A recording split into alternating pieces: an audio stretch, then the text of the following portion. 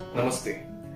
स्वागत है आप सभी का इस वीडियो में। आज हम बात करने वाले हैं लिवर की बीमारियों के बारे में और लिवर कैंसर के बारे में। किस तरीके से हम इस चीज को समझ पाए कि लिवर जो हमारे एक वाइटल ऑर्गन है हमारे बॉडी का, और किस सिम्टम्स को देखते हुए या किन सिम्टम्स को हमें इग्नोर नहीं करना चाहिए जिसके कारण लिवर वीक होता है, लिवर अनहेल्दी होता है और धीरे धीरे उसमें बीमारी पैदा होना स्टार्ट हो जाती है।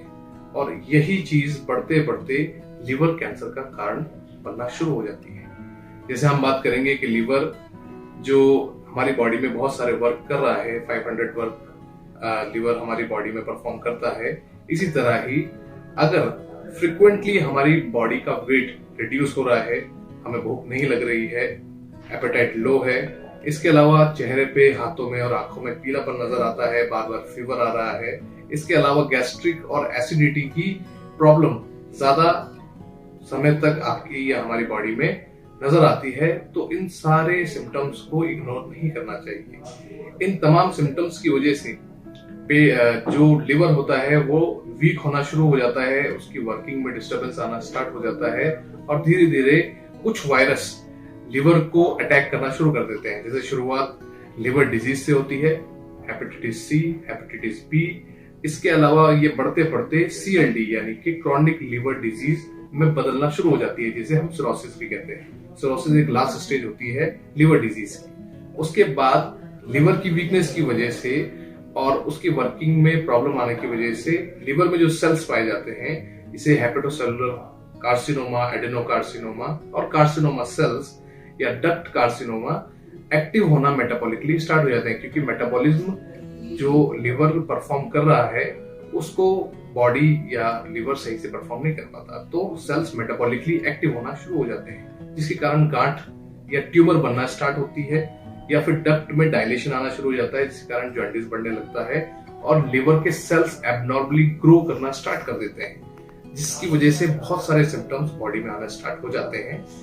अगर हमें इन किसी भी सिम्टम्स में या बॉडी पे ऐसा कोई भी सिम्टम हमें नजर आता है तो हमें बहुत जल्द डॉक्टर से संपर्क करना चाहिए और अपने लिवर का चेकअप कराना चाहिए, ताकि हम एक अर्ली डायग्नोसिस से लिवर में होने वाली इस बीमारी को या कैंसर को प्रिवेंट कर सकें, उसका सही समय पे इलाज संभव है, उसका इलाज ले सकें। और इन्हीं सब चीजों में एक डाइट एक इम्पोर्टेंट रोल निभाती है। अगर हम एक न्यूट्रिटिव डाइट लेते हैं, एक बैलेंस डाइट लेते हैं, तो हम हमारे लिवर को प्रोटेक्ट कर सकते हैं, हेल्दी रख सकते हैं, उनका लिवर का ध्यान रख सकते हैं, लिवर आपका ध्यान रखेगा।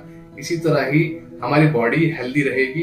एक हेल्दी लाइफस्टाइल मेंटेन करते हुए अगर हम आगे चलते हैं तो हमारा लिवर जो है हमेशा हेल्दी रहेगा, कोई प्रॉब्लम हमें फेस करने की जरूरत नहीं पड़ेगी। इसके अलावा कुछ और चीजें हैं जो हमें जानना है, जैसे कि लिवर कैंसर होने के बाद किस तरह के इलाज लिवर कैंसर में किए जाते हैं।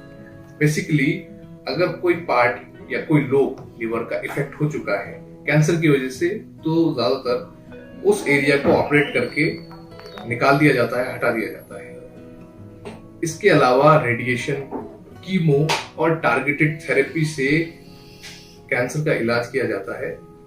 और immunotherapy is the best treatment for liver disease and liver cancer, जिसमें सेल्स जो एक्टिव है मेटाबॉलिकली, जो वर्किंग है लिवर की, दवा या फिर ट्रीटमेंट जो इम्यूनोथेरेपी है वो उसे रिवाइव करता है, टी सेल को एक्टिव करता है, डिटॉक्सिफिकेशन फिर से लिवर करना स्टार्ट कर देता है, तो सारे सिम्टम्स धीरे धीरे बॉडी से रेक्टिफाई होना स्टार्ट हो जाते हैं।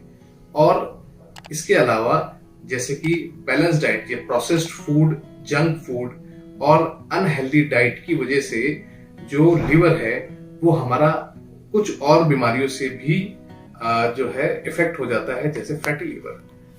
इसमें भी दो कैटेगरीज होती हैं, alcoholic and non alcoholic. Alcoholic use करने वाले जो पेशेंट्स होते हैं, जो अल्कोहल कंज्यूम करते हैं, ज्यादातर उनका जो लिवर है वो धीरे धीरे सूजने लगता है या उसमें फैट ज्यादा एक्सेसिव अमाउंट में स्टोर होना स्टार्ट हो जाता है, जिसे फैटी लिवर कहते हैं। इसमें भी ग्रेड्स होती हैं, धीरे धीरे fatty liver grade 1, grade 2, grade 3 ऐसे बढ़ते बढ़ते बीमारी पैदा होना स्टार्ट हो जाती है लिवर में, जिसमें पेशेंट का वेट इंक्रीज होने लगता है, पेशेंट फैटिक होना स्टार्ट हो जाता है।